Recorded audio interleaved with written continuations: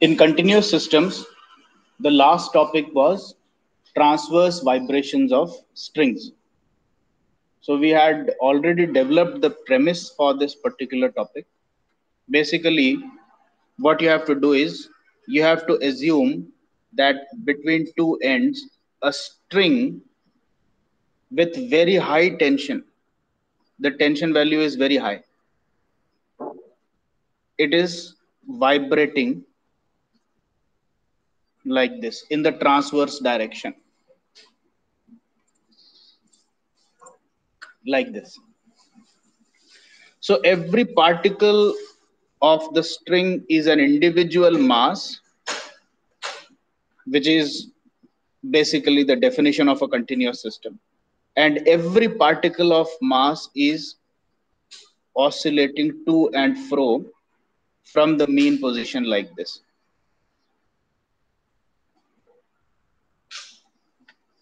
And I have already told you that there are certain assumptions that you have to take. The first one being tension is large, that we have already spoken of. Amplitude of vibrations is small. That means this deviation from the mean position, this deviation from the mean position that you see over here, this has to be assumed to be very small. So basically you can assume your thread to be only getting deviated like this. Very small deviation. Okay.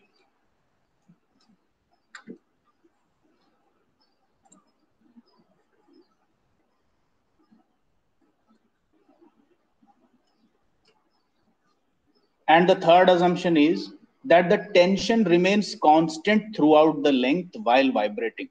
Now, this is basically an extension of the second assumption only. Why? Because you are already assuming that the amplitude is small. Now, what happens when the amplitude is large?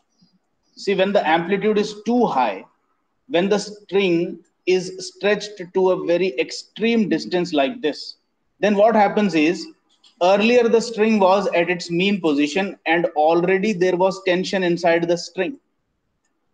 Now, if you stretch it extra like this while vibrating or while doing anything, if the stretch of the string is extremely large, then it is only logical to assume that the tension will increase. भाई जैसे आप already एक tight धागे को आपने कहीं बांध के रखा हुआ है, अब आप उसको पकड़ के खींचोगे तो साफ सी बात है ना, उसमें टेंशन बढ़ेगी. तो इस चीज को अपन अवॉइड करना चाहते हैं. This is what we want to avoid, कि हम ये एजम्पशन नहीं लेना चाहते कि भाई धागे की टेंशन चेंज हो रही है, तो इसीलिए हम लोग इसका डेविएशन ही छोटा रख रहे हैं. बोला कि भाई हमने बहुत हल्का सा ही डिफ्लेक्शन दिया है, तो ज्यादा खींचातानी हुई नहीं है इसमें, तो टेंशन भी चेंज नहीं हुआ, ये मानने में हमें तकलीफ नहीं होगी. So these are the premises that you have to write. अगर ये transverse vibration of string exam में आता है तो ये 1 2 3 एजम्पशन लिखना कंपलसरी है आपके लिए. ठीक है. And now once again, as we have done in the previous derivations, what we are going to do is we are going to analyze only a small part of the string. एक छोटा सा इस धागे का छोटा टुकड़ा लेकर के उसी की एनालिसिस करेंगे अपन. ठीक है. So this part of the string was isolated. The length of the string that is isolated is dx. Okay. And it is deflected right now. While vibrating, it is deflected. And already we have assumed that the tension is not changing. So even in this deflected position, the initial tension T is maintained at both the directions. So this small piece of thread that you are considering now will have a tension going in this direction and a tension going in this direction. Like this. But definitely the angle would not be the same, because whenever you take a curved surface, the angle measured at this point and the angle measured at some other point will be different. See, at this point, the theta is like this, and at this point, the theta is very small. So whenever you measure the angle or the angle of curvature or the slope on the surface of a curve, you will always see that this theta is not constant, it is changing.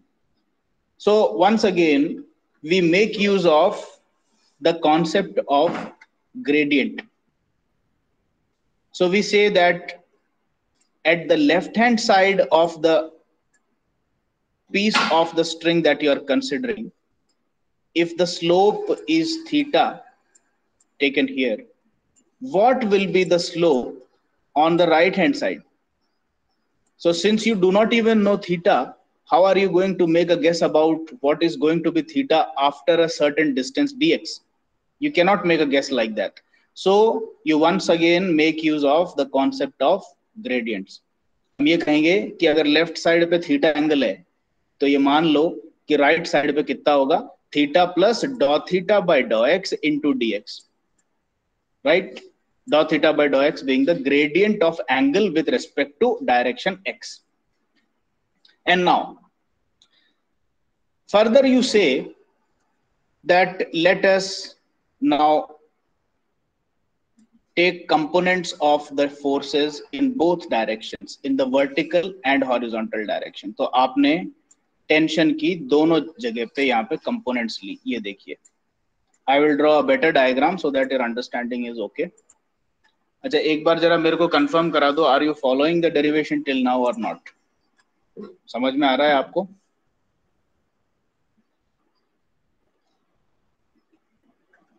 Yes sir, आ रहा है. ठीक है, मैं पूरा तरीके से आपको बताऊंगा. I am not going to rush anything, so don't worry, please pay attention so that you understand everything. अपन ने ये धागे का टुकड़ा लिया है, ये धागे का टुकड़ा है, ठीक है.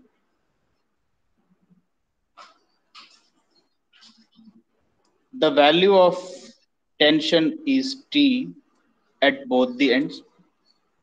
And now what you want to do is you want to resolve these tensions in the horizontal and vertical direction so that you can equate the forces in the vertical and horizontal directions. That is the purpose here. Now here the angle is theta, and here the angle is theta plus dot theta by dot x into dx. So at this end, the horizontal component of tension will be T cos theta. The vertical component of tension will be T sin theta. Here, the horizontal component of tension will be T cos theta plus dot theta by dot x into dx. The whole thing, cos of this angle. And the vertical component will be obviously T sine of the whole angle, theta plus dot theta by dot x into dx. Now once you have resolved the forces in two components, now you do not need the original force. So remove the original force T from the picture. So now you say that my thread is under the action of four forces: T cos theta plus dot theta by dot x into dx in the horizontal, and in the vertical it is under the action of T sin theta and T sin theta plus dot theta by dot x into dx. And now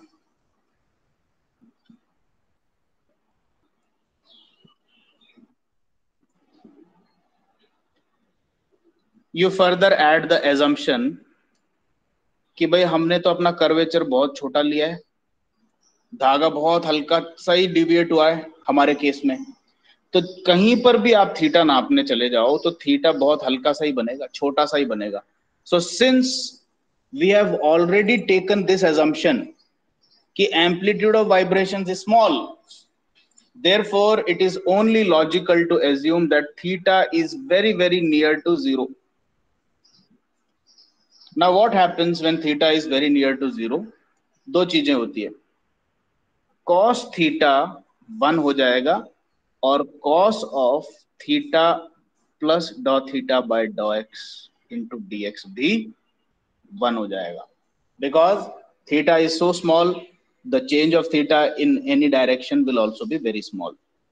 So cos theta and these both entities become equal to 1.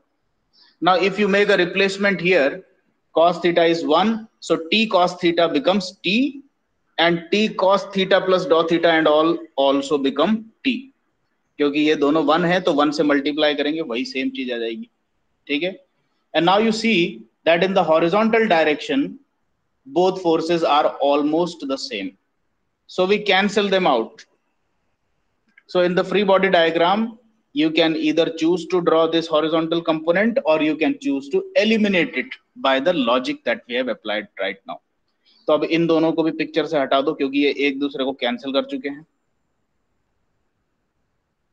Now the only forces remaining are in the vertical direction.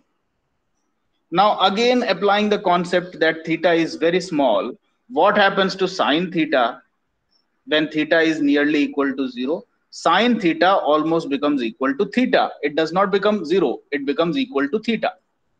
And similarly sine of theta plus dot theta by dot x into dx, which basically says that theta तो बहुत छोटा है, theta से थोड़ा सा और ज्यादा ले लो तो क्या फर्क पड़ा, वो भी थीटा ही मान लो, इतना हल्का सा ही ज्यादा है बस, ठीक है. So this is equal to naught 0 but theta plus dot theta by dot x into d x, यानी कि sine of angle is equal to angle. Now making these replacements कि भाई जहां पर साइन थीटा दिख रहा है वहां पे थीटा रख दो.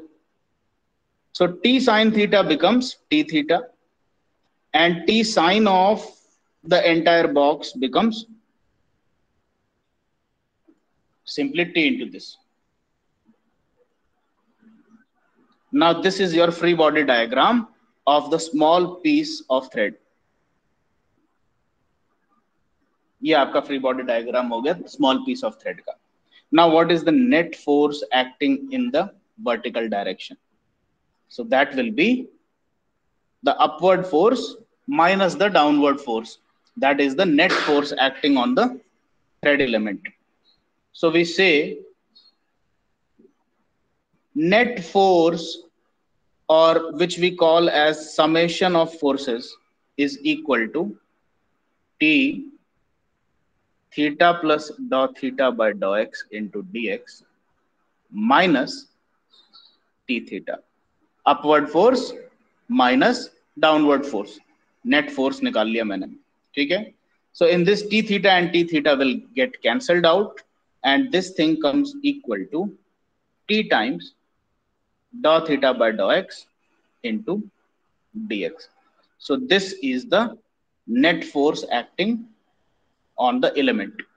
Let us put this as equation number 1. Now according to Newton's second law,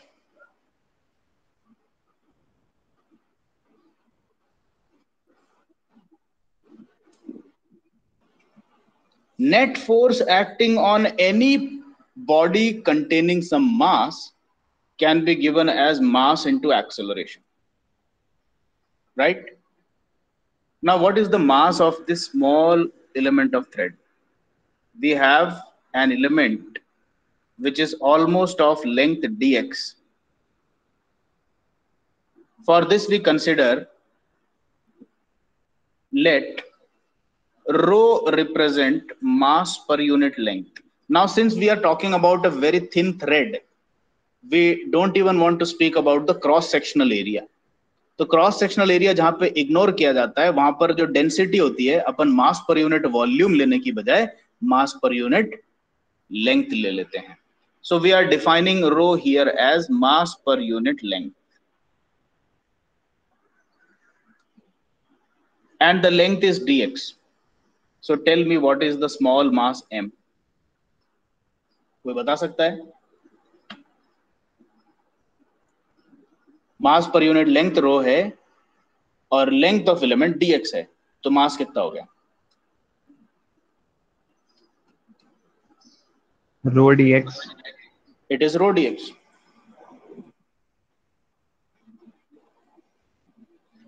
तो मास को रो dx से रिप्लेस कर देते हैं.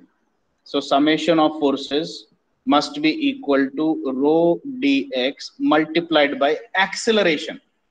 अब एक्सेलरेशन जो मास पार्टिकल का हो रहा है किस दिशा में हो रहा है, ये हम पहले ही बता चुके हैं कि आपके वाइब्रेशन के दौरान जितनी भी पार्टिकल्स हैं ये वर्टिकल डायरेक्शन में अप डाउन वाइब्रेशन कर रही हैं. So we are talking about vibrations in the y direction, right? Y direction में. तो acceleration in the y direction का क्या फॉर्मूला होता है?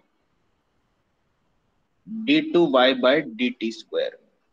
लेकिन जैसे ही हमने ये लिखने की कोशिश करी, एक ऑब्जेक्शन आ गया, बोला कि साहब y जो है ये सिर्फ टाइम का फंक्शन नहीं है, it is a function of x as well as time. यानी कि आप टाइम को अगर फ्रीज कर दें तो ये y की वैल्यू आपके सारे सिस्टम के लिए कांस्टेंट नहीं है, अलग अलग x पे अलग अलग y मिलेगा. तो हमने कहा कि चलो कोई दिक्कत नहीं है, इस तरह की प्रॉब्लम जब भी आती है तो उसके लिए भी डिफरेंशियल कैलकुलस के पास में जुगाड़ है.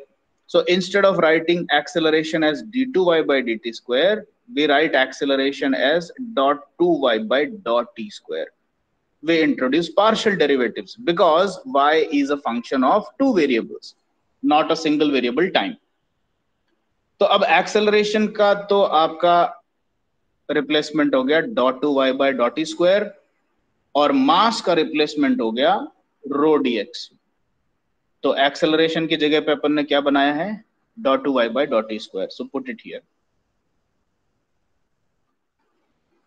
And now you have summation of forces is equal to this thing. Okay,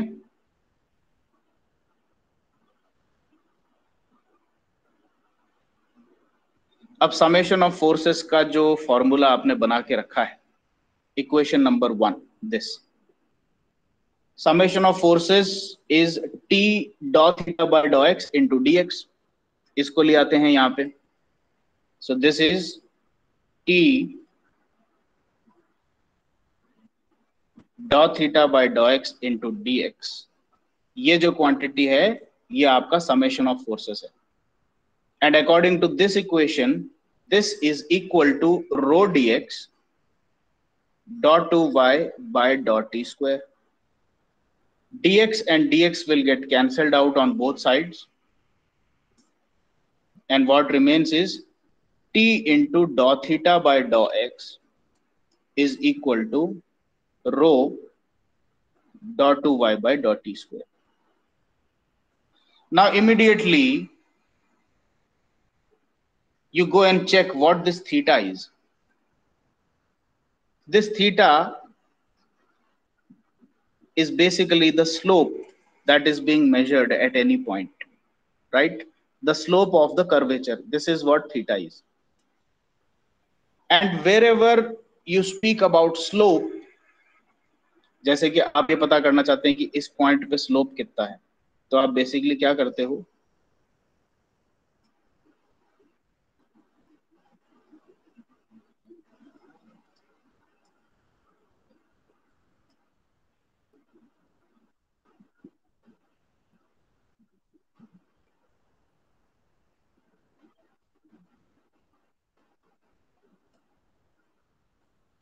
ये है स्लोप का कॉन्सेप्ट.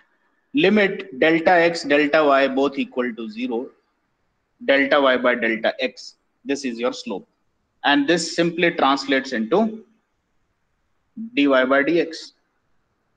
यही है स्लोप आपका, और theta is equal to dy by dx. ठीक है, वापस से फिर वही तर्क आ गया कि भाई dy by dx कैसे यूज कर रहे हो, क्योंकि y जो है वो x और टाइम दोनों का फंक्शन है. तो बोला कोई बात नहीं, लड़ाई मत करो, dou y by dou x. Now everybody is happy, क्योंकि d नहीं लिखने देना चाहते, तो dou y by dou x. So if theta is equal to dou y by dou x,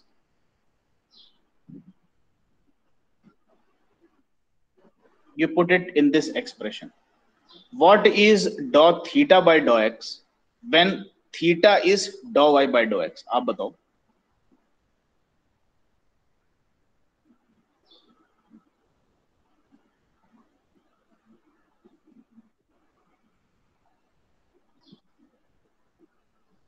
क्या हो जाएगा ये एक्सप्रेशन?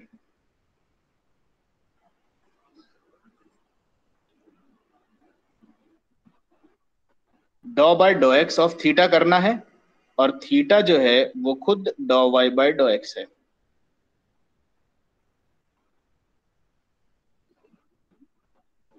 क्या हो गया बताइए?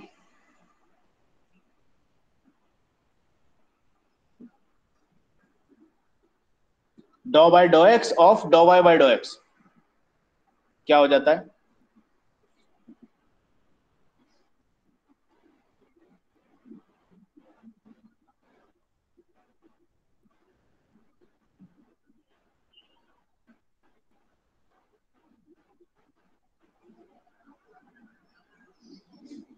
Okay, and now you bring this t below rho here, t को यहां से हटा लिया, and then you bring your rho below t here.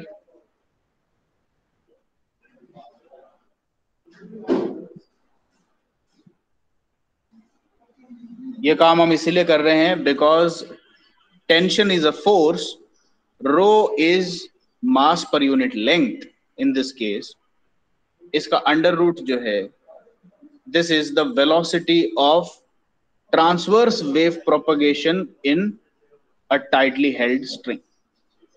ठीक है, वेलोसिटी ऑफ वेव प्रोपगेशन। तो इसको अगर अपन रिप्लेस कर दें तो यहाँ पे टी बाय रो की बजाय आप लिखेंगे 1/c²। once again you end up with a very similar wave equation।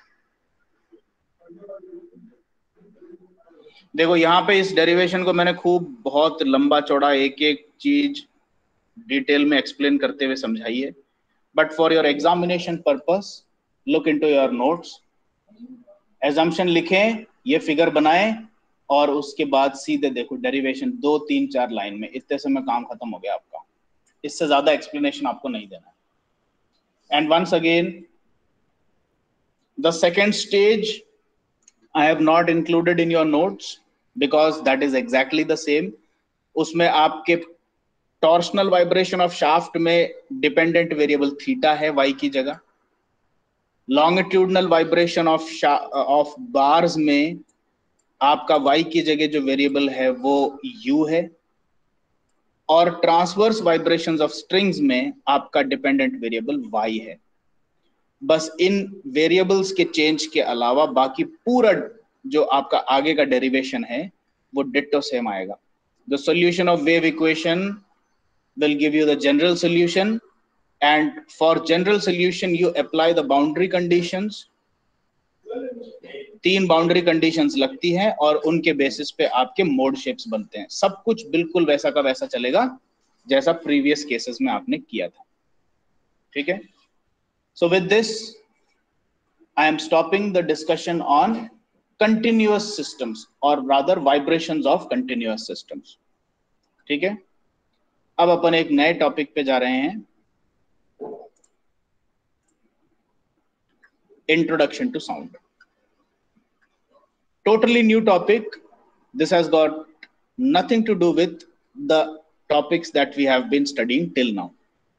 एक बार अपन सिलेबस में इसको लोकेट करते हैं। सो this is note sheet number 21।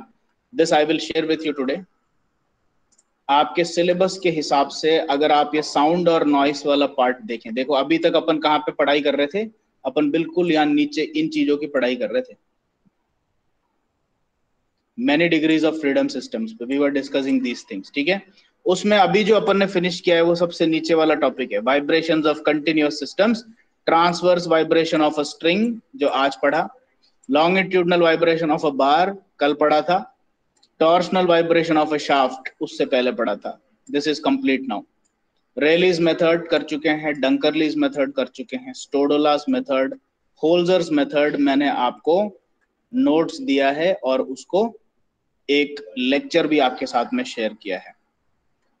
So that was a pre-recorded lecture, but in any case that will be treated as a topic completed in class। ठीक है, होल्जर्स method के ऊपर मैंने आपको एक खास बात ये भी बताई थी कि न्यूमेरिकल अगर एग्जाम में आता है तो मैं personal suggestion to my students is do not attempt Holzer's method, क्योंकि उसका अंत कहीं होता ही नहीं है. So you can start it, give it 2 iterations and then you can stop. उससे ज्यादा आगे जाने की जरूरत नहीं है अगर होल्जर्स मेथड करते भी हो तो. ठीक है, इट्स नॉट मच कॉम्प्लिकेटेड. एक बार आप अपने मेथड को, मेरे लेक्चर में एक बार मैंने एक सिंपल एग्जांपल से उसको पूरा फिनिश किया है, एक बार आप उसको देखें जरूर. Anyway, the sound and noise part is from the first unit. तो बेसिकली आप ये कह सकते हैं कि देखो, फर्स्ट यूनिट में as per the prescribed course of RTU they start with introduction to sound frequency dependent human response, sound pressure dependent human response, relationship, ये सारी चीजें. ये देखो इतना कंटेंट है आपका साउंड का, this much content of sound, that is actually given as the starting of your syllabus. लेकिन अपन ने इसको छोड़ करके बाकी यहां से पढ़ाई स्टार्ट करी थी. बट इट डजंट मैटर, क्योंकि ये बिल्कुल एक सेपरेट सा टॉपिक है, तो इसको पहले पढ़ लो बाद में पढ़ लो, कोई फर्क नहीं पड़ता. So now we are starting this topic, introduction to sound. And even in this topic, I will give you some self study material. ठीक है, और वो self study material कौन कौन सा होगा? Introduction to noise, auditory and non-auditory effects of noise, major sources of noise, industrial noise sources, industrial noise control strategies. This is all theoretical study, जो कि भाई आपको क्या क्या करना चाहिए. मतलब आपकी गाड़ी में आवाज आ रही है, क्या करोगे? ल्यूब्रिकेशन करो, लूज पार्ट्स को टाइट करो, रेगुलर मेंटेनेंस करो, ऐसी बातें इसमें बताई गई है. इंडस्ट्रियल नॉइज को कैसे कंट्रोल करोगे, क्या टेक्नोलॉजीज हैं. तो ये जो बातें हैं, they are purely theoretical, and due to shortage of time अपन इन चीजों को क्लास में डिस्कस नहीं करेंगे. I will give you notes and study material for this. मैं आपको सीधे इसकी स्टडी मटेरियल दे दूंगा, और उन स्टडी मटेरियल से नोट्स नहीं दूंगा. आपको खुद अपने नोट्स तैयार करने हैं, और नोट्स नहीं तैयार करने तो आप उन स्टडी मटेरियल को ही नोट्स माने. कोई बहुत ज्यादा कंटेंट ये है नहीं, but these are topics which are quite important. They are asked in your exams also. तो इनकी तैयारी आपको खुद करनी. ठीक है, तो ये मैंने आपको पहले ही बता दिया है. This portion of your syllabus is self study. I will give you the content for this, from where to study and all, but you have to study it on your own. Class में इसका अलग से lecture नहीं लिया जाएगा.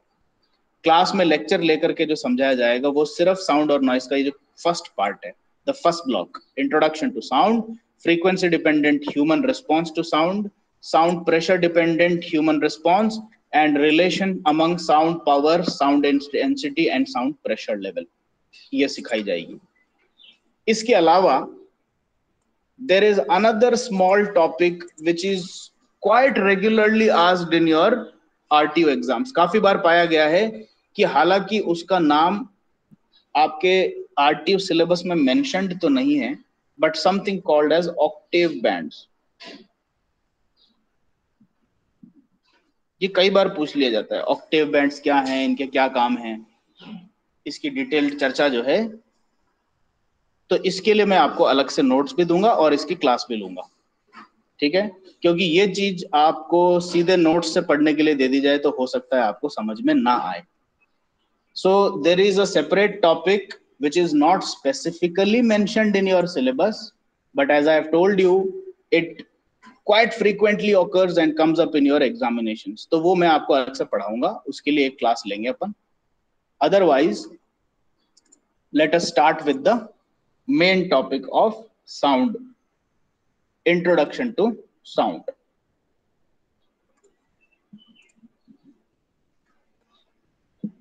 Now sound is a mechanical wave and it needs an elastic medium to travel. तो पहली बात तो साउंड के बारे में आपको ये पता लगनी चाहिए, या आपको ये पता होना चाहिए कि 1 minute,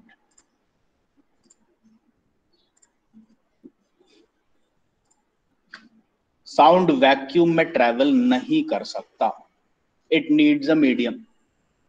So if you go out in space and hypothetically just imagine, because there are a lot of technical constraints, obviously you cannot say कि भाई अपने दोस्त को लेके स्पेस में चले जाओ और वहां पे जाके बात करने की कोशिश करो. Sounds absurd, but just hypothetically create a condition in which two people are standing at a certain distance from each other in space, and you know that there is no air in space, no medium between the people who are trying to communicate.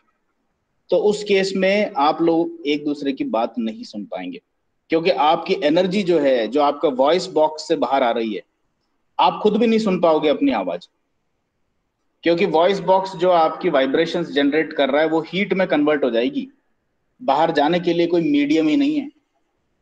So sound always needs an elastic medium to travel. That is the first thing.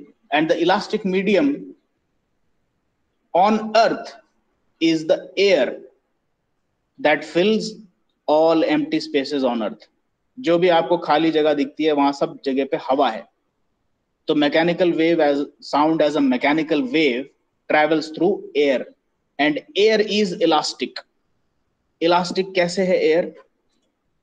क्या हवा को खींचा जा सकता है? नहीं खींचा जा सकता. The elasticity of air acts only through compression. जैसे कि अगर आप एक सिलेंडर ले लें और एक पिस्टन ले लें और सिलेंडर और पिस्टन के बीच में हवा को ट्रैप कर लें, now you can check whether air is elastic और नॉट. अब आप इस पिस्टन को दबाने की कोशिश कीजिए. आपको ये बताया नहीं गया है अंदर क्या रखा है, ठीक है? हो सकता है अंदर स्प्रिंग रखी हो सकता है अंदर कोई सॉफ्ट इलास्टिक मटेरियल रखा हो, कुछ भी रखा हो. You are not told that the gap between the piston and the cylinder is filled with air. और आपसे कहा कि चलो अब इसको दबाओ, आप पिस्टन को प्रेस करो. So when you press it, you will exactly get a feeling as if you are pressing a cushion. आप किसी गद्दे को या अपने पिल्लो को जैसे दबाते हैं, जो काफी इलास्टिक नेचर की किसी प्रॉपर्टी रखने वाले मटेरियल को दबाने जैसी फीलिंग आएगी अगर आप इस पिस्टन को दबाओगे तो. You press it and as soon as you release your hand, the piston will come up.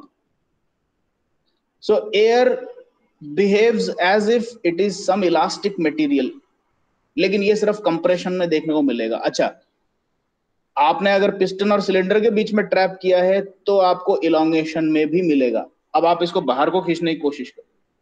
बाहर को खींचने की कोशिश करोगे तो ऐसा लगेगा जैसे अंदर किसी ने स्प्रिंग लगा करके पकड़ रखा है. थोड़ा सा दूर तक खींचेगा और जैसे ही छोड़ोगे वापस अंदर को भागेगा piston.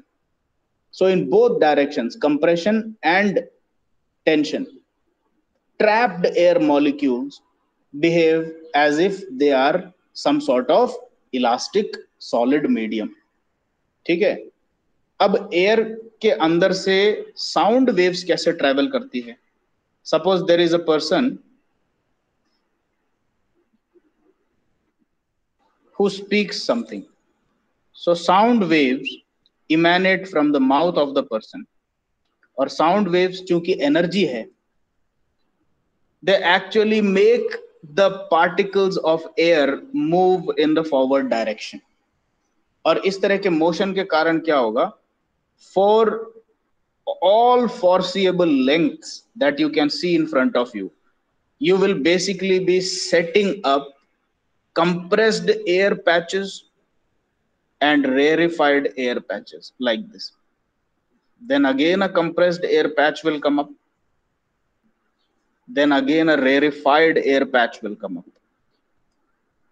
Again a compressed air patch will come up. यानी कि बेसिकली जब भी आप हवा में साउंड एनर्जी को प्रोपोगेट करते हैं किसी भी तरीके से, तो बेसिकली आपको इस तरह का एक पैटर्न दिखता है. अब क्योंकि मॉलिक्यूल्स का मोशन अपन नेकेड आइज से देख नहीं सकते, so we are not able to see how air is vibrating, but vibrations are set in air. और वो कैसे हैं? They are longitudinal vibrations in the direction of propagation of sound. जिस दिशा में साउंड को प्रोपगेट किया है उस दिशा में आपकी लॉन्गिट्यूडिनल वाइब्रेशन सेट हो जाती है एयर में। और वो वाइब्रेशन कैसे दिखती है? ऑल्टरनेट पैचेस, कुछ पैचेस ऑफ एयर कंप्रेस्ड होती हैं, कुछ पैचेस ऑफ एयर एक्सटेंडेड होती हैं या फिर रेयरिफाइड होती हैं। So this patch of air is compressed and this patch of air is rarefied. Rarefaction and compression बोलते हैं इसको। Rarefaction का मतलब वहां पर एयर मॉलिक्यूल्स कम हो गए, आपने उस पैच ऑफ एयर को खींच लिया जैसे, ठीक है। एंड दिस विल प्रोपगेट, ये जो कंप्रेस्ड पैच है ये यहीं पे खड़ा नहीं रहेगा, ये कंप्रेस्ड पैच अब धीरे धीरे आगे को चलता हुआ दिखाई देगा, और उसी तरीके से ये रेरिफाइड पैच भी आगे को चलता हुआ दिखाई देगा। So basically these compressed and rarefied alternating patches that you have established in the air will start moving forward। तो एक तरह से waves जो हैं आपकी कंप्रेशन और रेरिफैक्शन को, तो अगर आप इसको साइनोसॉइडल फॉर्मेट में मैथमेटिकली एक्सप्रेस करना चाहें तो ये वापस से साइनोसॉइडल फंक्शन ही दिखेगा आपको। क्यों? जहां जहां पर भी साइन का पीक आ रहा है आप ये मानो वहां पर कंप्रेशन है, और जहां जहां पर आपका नीचे का पीक आ रहा है वहां पर आप मानो रेरिफैक्शन है। तो रेरिफैक्शन के लिए नेगेटिव पीक और कंप्रेशन के लिए पॉजिटिव पीक माने।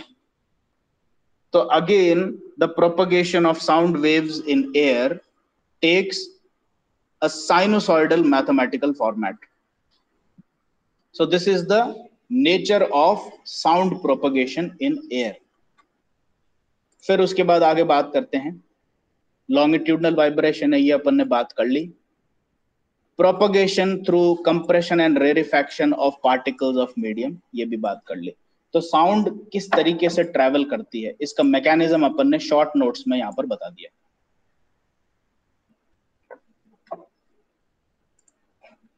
सिलेबस में अगर आप देखें कि ये जो पार्ट्स हैं आपके, frequency dependent human response, sound dependent human response, इन सब चीजों पे कॉमनली कैसे क्वेश्चंस आते हैं? Write short notes, short notes लिखो। Relationship among sound power, intensity and sound pressure level, इस पे एक मैथमेटिकल डेरिवेशन है which is simple, and you get some mathematical figures also, and based on that very simple numericals are also involved or included in your syllabus। तो आपको कुछ numerical type questions भी साथ में सॉल्व करना सीखना पड़ेगा, लेकिन आप बिल्कुल घबराइए नहीं। अब जो मैथमेटिक्स इसमें आने वाली है वो बहुत ही सरल है, बिल्कुल बच्चों के लेवल की मैथमेटिक्स है। So you just have to remember the formula, apply it and do away with it, that's all. तो साउंड में से आप अपने एग्जाम में प्रार्थना करें कि क्वेश्चन जरूर आए, क्योंकि आसान क्वेश्चन आता है और अच्छे खासे वेटेज का भी आता है। Okay, anyway, this is the mechanism of sound wave propagation. Sound waves इस तरह से प्रोपगेट करती है, अपन ने प्रॉपर्टीज देख ली, and now we are discussing human response to sound. इस टॉपिक का मतलब क्या है? Human response to sound. भाई साउंड क्या है? Energy propagated through an elastic medium, that's it, that's the start and end of it। and what do you mean by human response to sound? human response to sound का मतलब है कि अगर आपने कोई वाइब्रेटरी एनर्जी को किसी elastic medium में छोड़ दिया है, all humans are basically submerged in that medium। हवा में सब लोग डूबे खड़े हैं। हवा जितनी ऊंचाई तक एटमॉस्फेयर पे है आप ये मान लो, it's a sea of air and all human beings are submerged, या डूबे हुए हैं हवा के एक समुद्र में। तो कहीं पे भी इस समुद्र में एक एनर्जी का प्रोपगेशन स्टार्ट होगा तो वो ह्यूमन ईयर ड्रम तक पहुंचेगा ही पहुंचेगा। तो इसी से लेकर के अपन क्या कहते हैं, now we want to quantify how humans would respond to such generated sound energies inside the medium that they all live in। हम सब हवा के अंदर रह रहे हैं, तो कहीं पर भी आपने अगर सोर्स से साउंड जनरेट की तो you are bound to interact with that sound. अब ये पहले तो ये बात कहते हैं कि ह्यूमंस जो हैं वो साउंड को दो तरीके से परसीव करते हैं. One perception is a subjective perception which is basically an opinion based perception. ठीक है. And another perception is an objective perception. Objective perception का मतलब होता है कि ऐसा परसेप्शन जिसको कि नापा जा सकता है. जैसे कि मैंने आपके हाथ में एक लकड़ी का टुकड़ा दे दिया और आपसे ये कहा कि बताओ इस ऑब्जेक्ट की लेंथ सब्जेक्टिव है या ऑब्जेक्टिव है. साफ सी बात है, लेंथ की बात कर रहे हो, मैं सीधे सीधे जाके उसको नाप सकता हूं. तो इसीलिए that becomes an objective matter for me because that is measurable. ठीक है. If I give you a heavy weight and tell you कि बताओ ये जो वेट है ये आपकी सिर्फ फीलिंग है या आप इसको नाप सकते हो. ऑब्वियस सी बात है, आप लोग वेट को जाकर के मेजर कर सकते हो exactly even to a fraction. So this becomes a objective measure once again. ठीक है. लेकिन अगर मैं आपसे ये कहूं कि चलो कोई रंग दिख रहा है आपको, उस रंग की खूबसूरती बताओ. Now that becomes a subjective opinion. There is no measure for the beauty of something because that becomes a personal matter. तो किसी को वो रंग देख करके अच्छा लगेगा, किसी को वो रंग देख के खराब लगेगा. So you cannot put the quality of color or the quality of beauty on a scale, because even if you try to put it on a scale, the perception of different individuals would be different. लेकिन आपने जो लकड़ी का टुकड़ा दिया था वो आप दुनिया में किसी भी आदमी को पकड़ाओगे तो वो आदमी ये नहीं बोल सकता कि नहीं मेरी इच्छा है कि मैं इसको 1 मीटर कहूं. कैसे कहोगे? जो उसकी लंबाई है वही कहोगे. So objective measure is not based on the perception of humans. Only subjective measures are based on perception. तो साउंड के कुछ ऑब्जेक्टिव क्वालिटीज की टर्मिनोलॉजीज हैं और कुछ सब्जेक्टिव क्वालिटीज की टर्मिनोलॉजीज हैं. ठीक है. तो साउंड की पहले अपन देखें कि सब्जेक्टिव या ओपिनियन बेस्ड जो पैरामीटर्स हैं उनको क्या नाम दिया जाता है. There is something called as the pitch of a sound. There is something called as loudness of the sound. And there is something called as quality of sound. ये तीनों चीजें जो हैं ये ओपिनियन का मैटर है. ठीक है. पिच का मतलब क्या होता है? जैसे छोटा बच्चा अगर चिल्लाता है, small children, the श्रीक of small children, generally people से कि यार बहुत हाई पिच पे बच्चा चिल्ला रहा है. Generally, the sound of females has got higher pitch compared to males. Generally बोल रहा हूं, not always. ठीक है. लेकिन पिच को आप नापोगे कैसे? आप सिर्फ सुन करके ये कह सकते हो कि यार ये मेरे को लग रहा है बहुत हाई पिच पे साउंड चल रही है. ठीक है. गाड़ियों के ब्रेक लगने पे जो ची चिहाहट की जो आवाज आती है, हाई पिच साउंड है. ठीक है. कुछ लोग जो सीटी बजाते हैं वो एक हाई पिच की साउंड है. लेकिन वापस से ये सब्जेक्टिव मेजर इसीलिए हो जाता है कि किसी आदमी की सीटी सुन के कोई आदमी तो एकदम से कान बंद कर लेगा, बोले यार ये बहुत हाई पिच पे सीटी बजा रहा है, और कोई लोग बोलेंगे वाह वाह क्या सीटी बज रही है, क्योंकि उनको वो पिच हाई नहीं लग रहा है. So this is a subjective opinion कि किस पिच पे सीटी बजाई जा रही है. ठीक है. Similarly loudness of sound, loudness of sound basically इसी पे डिपेंडेंट है कि आप कितने वॉल्यूम पे साउंड को सुन रहे हैं. जैसे किसी ने एक पर्टिकुलर वॉल्यूम पे अपना डेक चला रखा है या स्टीरियो सिस्टम चला रखा है, तो कुछ लोगों के लिए वो नॉर्मल साउंड है, लगता है कि हाँ भाई ठीक है बंदे ने अच्छा नॉर्मल साउंड पे लगा रखा है. कुछ लोग डिस्टर्ब हो जाएंगे, बोले यार इतना तेज क्यों चला रखा है तुमने.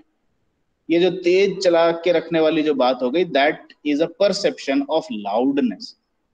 And again, you don't have a measure for that because loudness is a matter of personal opinion. फिर उसी तरीके से आप क्वालिटी ऑफ साउंड की बात करते हैं. क्वालिटी ऑफ साउंड क्या चीज है?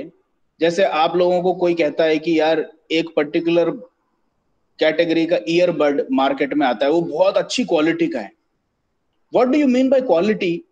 भाई एक ईयरबड जैसे कोई कंपनी का ले लिया आपने, नोकिया का ले लिया, सोनी का ले लिया, सैमसंग का ले लिया, ठीक है, there are a lot of companies and I am not saying which is better, ये आप लोग ज्यादा बेहतर जानते होंगे, but what I am saying is there are a lot of companies who sell electronic gadgets for listening to music. अब आप ये कैसे कहोगे कि इस वाले कंपनी की साउंड प्रोड्यूसिंग ऑब्जेक्ट की क्वालिटी बेहतर है दूसरे से? हाउ डू यू जज it? So this is again a matter of perception. और जनरली बेटर क्वालिटी उसी को माना जाता है, जैसे 10 में से अगर 9 जने कह रहे हैं हाँ यार ये वाला मेरे को ज्यादा अच्छा लग रहा है, तो ऐसे मान लिया जाता है कि उसकी क्वालिटी अच्छी है ज्यादा। Otherwise you need a subject, you need an objective measurable quality metric to actually compare between something that is called as quality. और क्वालिटी नाम ही एक तरह से नॉन मेजरेबल ऑब्जेक्ट के लिए यूज किया जाता है। Quality is basically perception. अब मेजरेबल चीजों के बारे में आते हैं। अगर ये कहो कि साउंड की फ्रीक्वेंसी क्या है साहब, frequency is actually measurable in hertz, तो अब किसी आदमी को वो फ्रीक्वेंसी हाई पिच पे लग रही है या लो पिच पे लग रही है, उससे कोई मतलब नहीं। अगर आपने साउंड की फ्रीक्वेंसी पूछी तो बेसिकली आप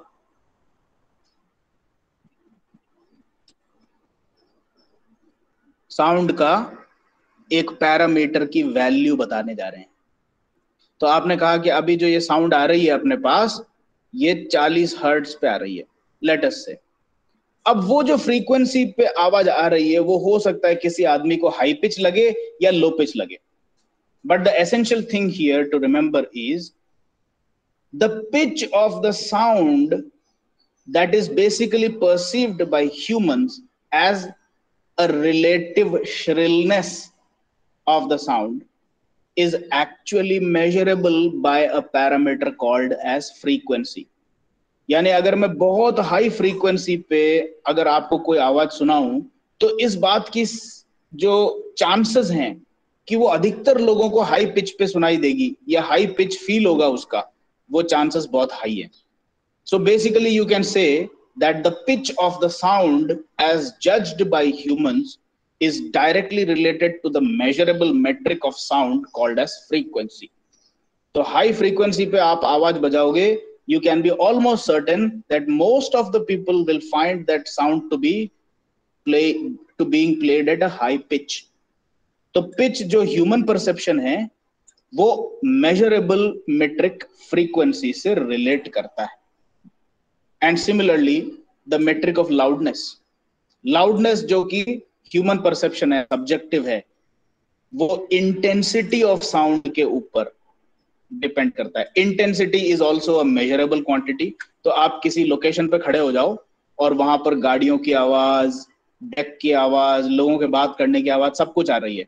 Now you take out a device, let us say you have some hypothetical device in your hands which directly gives you a measurement of intensity. And the measurement of intensity, let me give you the unit, it is measured in watts per meter square. इस पे आएंगे अपन, ये watt per meter square क्या चीज है, but it actually can be measured।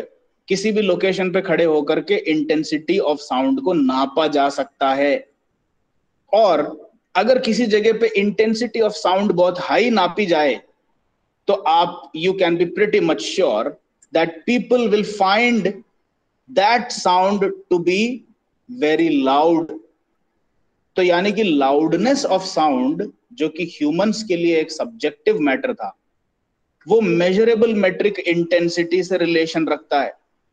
So if you can somehow measure the intensity of sound at a location, you will actually get the measure of your subjective opinion loudness. Same goes for pressure. Sound का pressure भी नापा जा सकता है, और इसमें अब मेरे को बताने की भी जरूरत नहीं है, साउंड के प्रेशर की कोई अलग से यूनिट नहीं होगी, it is once again newton per metre square. तो न्यूटन पर मीटर स्क्वायर में किसी एक पर्टिकुलर लोकेशन पे खड़े होकर के साउंड के प्रेशर को नापा जा सकता है। And once again the pressure of the sound will also give you a direct correlation with the loudness of sound. ठीक है, and obviously there is power of sound which is directly measured in watts. और ये power और intensity आपस में सीधे connected हैं, क्योंकि intensity basically power of sound coming per unit normal area कहलाता है। So the end result is sound can both be viewed as a subjective quantity as well as a measurable objective quantity. The parameters that humans use to specify different aspects of sound are pitch, loudness and quality of sound. और quality of sound बेहतर कैसे होती है ये भी आपको बता दूं, it is dependent on the uniformity of spatial distribution of sound energy. इसके ऊपर अपन कल डिस्कस करेंगे कि भाई ये क्या चीज है, uniformity of spatial distribution of sound energy, और उससे क्वालिटी कैसे निर्धारित की जाती है। So we will stop the lecture here and continue the topic of sound and noise in the next class, and that would be on Monday. अब Monday से लेकर के आपके पास में 3 क्लासेस और आएगी before your first mid term exam.